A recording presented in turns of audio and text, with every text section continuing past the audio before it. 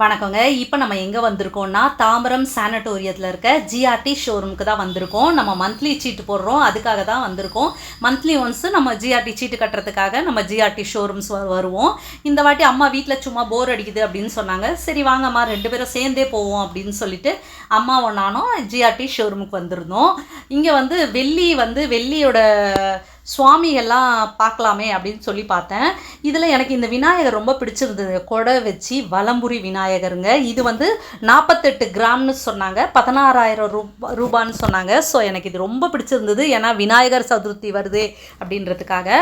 அடுத்து நான் பார்த்துருந்தது இது ரொம்ப பிடிக்குங்க, யானை. எனக்கு ரொம்ப பிடிக்கும் யானைனா. எப்படியாவது என் கண்ணுக்கு யானை வந்துடும்.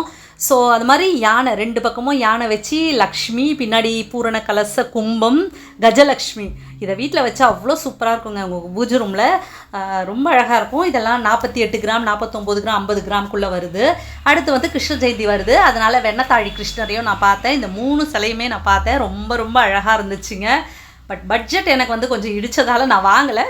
நீங்கள் வாங்கினோன்னா கண்டிப்பாக வாங்குங்க. இது 3மே வீட்டுக்கு வச்சா ரொம்ப நல்லதுங்க. விநாயகர் எப்போவுமே வீட்டில் வைக்கலாம். இப்போ கிருஷ்ண ஜெயந்தி வர்றதால கிருஷ்ண ஜெயந்தியாக வைக்கலாம். இந்த கஜலக்ஷ்மி வீட்டுக்கு வைக்கிறது ரொம்ப ரொம்ப சிறப்புங்க.